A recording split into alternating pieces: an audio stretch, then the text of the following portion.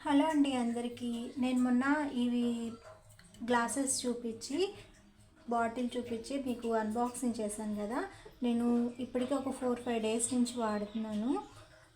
దీని రివ్యూ ఇద్దామని చెప్పేసి అనిపించింది. నిజంగా ఎవరైనా సరే కొనుక్కునే వాళ్ళు ఎవరైనా ఉంటే ఇటువంటిది అంటే ఇలా స్క్వేర్గా ఉంటుంది కదా, ఇలాంటివి తీసుకోండి. ఎందుకు అని అంటే ఇట్లా మనకి పట్టుకునేటప్పుడు కంఫర్ట్గా ఉంటుంది అనమాట, గ్రిప్ ఉంటుంది. అదే గుండ్రంగా ఉన్నాయి తీసుకుంటే ఒకవేళ పట్టుకోవడానికి గ్రిప్ ఉండకపోవచ్చు. ఇది అనుకో మన చేతులకి చక్కగా పట్టిద్ది, ఇట్లా పట్టుకోవచ్చు అనమాట. నాకు ఇది అనిపించింది.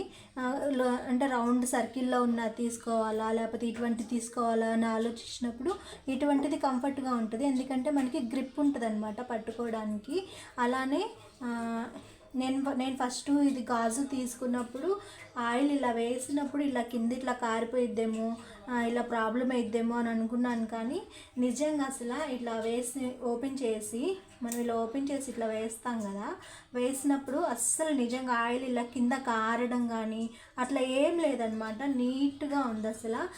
ఇట్లా కొంచెం గ్యాప్ ఉంది కాబట్టి దూరంగా పడినట్టు ఉంటుంది, కాబట్టి ఇట్లా కారే ఛాన్స్ లేదనమాట. నాకు ఇది నచ్చింది మంచిగా. నేనైతే అదే అనుకున్నాను, ఒకవేళ ఇలా ఉంటే ఆయిల్ కారిద్దేమో, ఇది ప్రాబ్లం అయిద్దేమో అనుకున్నాను. కానీ అస్సలు ఆయిల్ కారలేదు.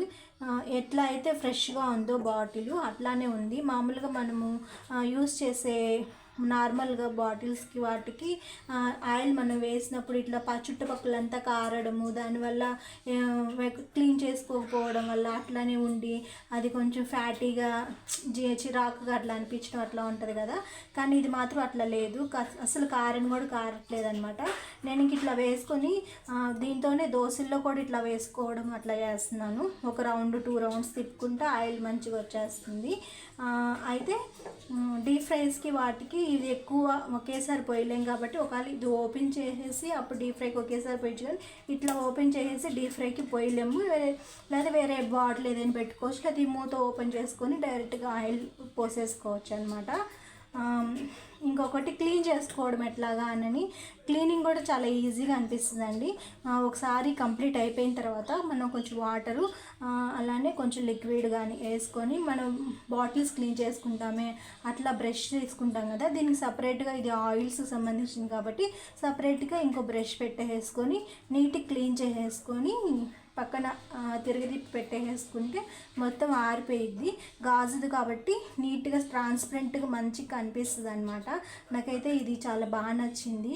మీకు కూడా యూజ్ అవుతుంది అనిపించి వీడియో తీస్తున్నాను. ఓకేనా, బాయ్.